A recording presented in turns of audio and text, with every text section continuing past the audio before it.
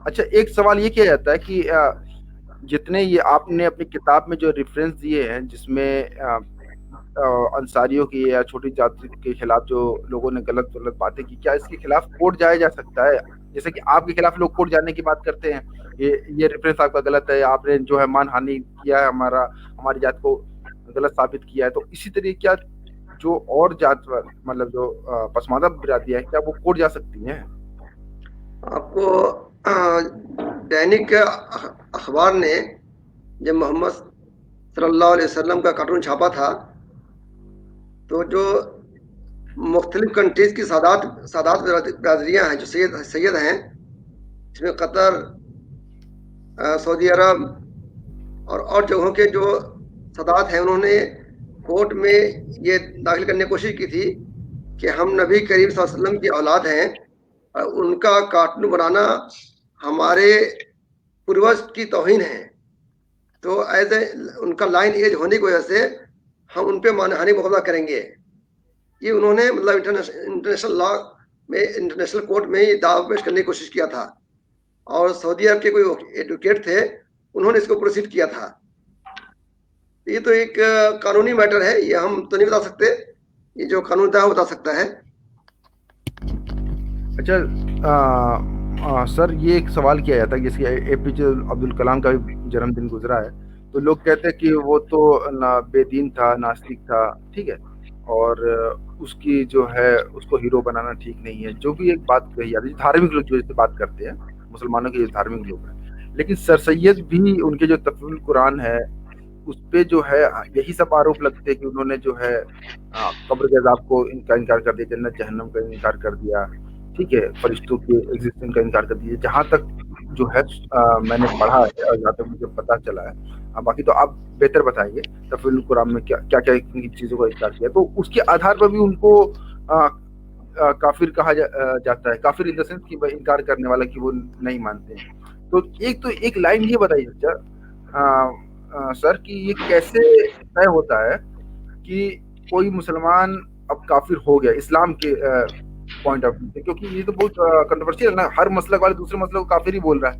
हर नई इंटरप्रिटेशन, जैसे अभी हम ही लोग कुछ बात कर रहे हैं तो हदीस को लेके ये हदीस सही नहीं है, इसमें ये गढ़ी गई है, तो हम ही को काफिर कह दिया जा रहा है। तो ऐसे में अगर हम सर सैयद को बोलते हैं कि उन्होंने ये चीजों की वजह से इनको काफिर बोला जा रहा है, तो वो पलट के हमारे ऊपर भी तो आएगी, उसको कैसे आप देखते हैं? देखिए, किसी भी शख्स को ये राइट नहीं है कि वो किसी को काफिर कहे। ईमान का ताल्लुक अल्लाह से है और बंदे से है, और अल्लाह को बंदे की कौन सी खासियत पसंद आ जाए, वो अल्लाह जानता है और बंदा जानता है। और हमें किसने राइट दिया कि हम किसी को काफिर कहें? हमको राइट किसी ने नहीं दिया है भाई। अगर ऐसा हो जाए तो पूरी दुनिया में कोई मुसलमान बचा ही नहीं। हर मसलक वाले एक दूसरे मसलब काफिर कहते हैं। नजरियात का इख्तलाफ हो जाए, किसी चीज़ का इख्तलाफ हो जाए, फ़ौरन का आप काफिर हो गए। तो अब देखिए, नबी करीम सल्लल्लाहु अलैहि वसल्लम के दौर में भी सहाबा के दरमियान कुछ इश्यूज को लेकर के, दीनी मामलों में, मैटर में जो है बातें होती थी। हर एक के लेवल ऑफ थिंकिंग अलग होती थी, हर आदमी अपने लिहाज से सोचता था। तो कभी किसी सहाबा ने किसी को काफिर नहीं कहा। ये बहुत एक्सट्रीम चीज़ है। हमें नहीं लगता कि इस तरह के फतवे देने चाहिए। और जो ताल्लुक ईमान का बातनी है, एक आलिम ने कहा था, नहनो दुआत ला खुदात, हम तो दाई हैं, हम दावत देने वाले हैं, अच्छी बात बुलाने वाले हैं, हम कोई जस्टिस नहीं है क्या फैसला दे दें। और जो काजी होता है, जो जस्टिस होता है, वो सामने रखी हुई चीज देख के फैसला देता है। लेकिन ईमान तो एक छुपी हुई चीज है, वो अल्लाह का ताल्लुक है। तो जो चीज को हम देखते नहीं, उसकी बुनियाद पर हम कैसे कहते कोई काफिर हो गया?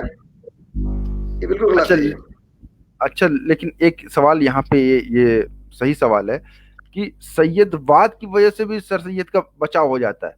मतलब कि अगर सर सैयद ने जो बातें कही, मैं वही बातें बिना सर सैयद का नाम लिखे अपनी फेसबुक पोस्ट पे लिख दूं, तो मुझे काफी डिक्लेयर कर देंगे।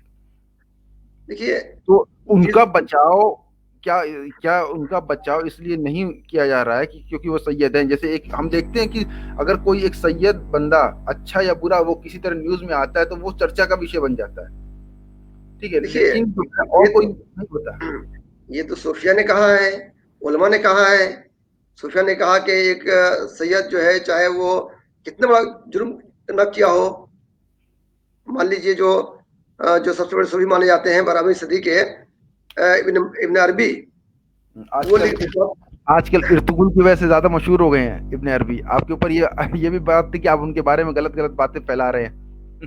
तो वो यहाँ पे लिखते हैं कि मतलब जो है वो पैदाशी जन्नती है, किसी जुर्म करने की वजह से वो जो है जहन्नमी नहीं हो सकते।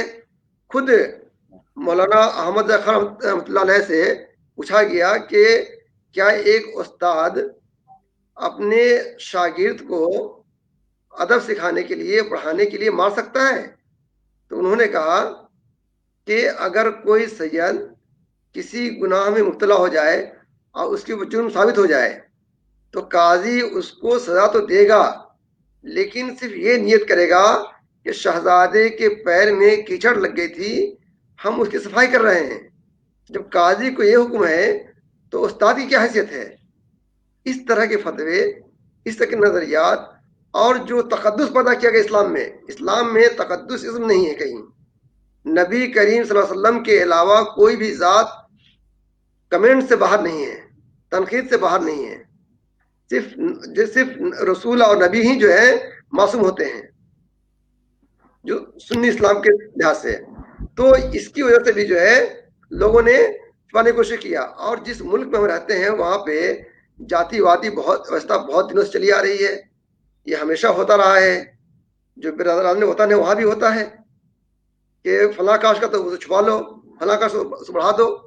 तो इसमें अगर ऐसा ऐसा है तो कोई बड़ी बात नहीं है, ऐसा मुमकिन है।